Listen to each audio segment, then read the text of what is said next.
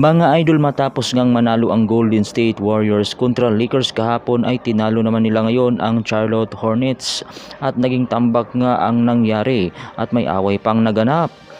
Sa larong ito ay pumuntos nga ang apat na player ng Warriors at kabilang na dyan si Stephen Curry na may 15 points, Andrew Wiggins na may 14 points, at Punz Deminski na may 13 points, at Klay Thompson na may 13 points, at Gary Payton na may 12 points.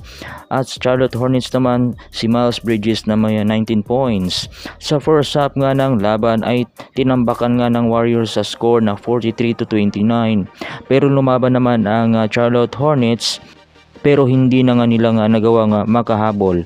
At nang matapos nga ang huling segundong ng laro ay nag-away naman itong si Ken Yunis at Grant Williams dahil may rules nga na di na dapat ititira kung panalo na, kaya uminit ang ulo ni Grant Williams.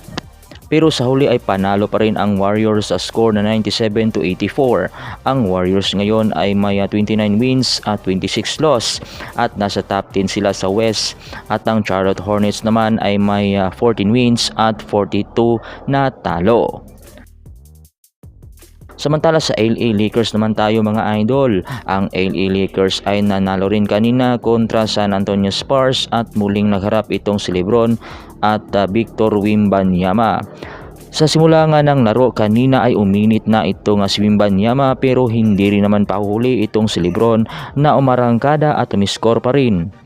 Maganda ang naging stats ni LeBron dahil pumuntos nga siya rito ng 30 points, 7 rebounds at 9 assists. At si Anthony Davis na may 28 points at Russell na may 22 points.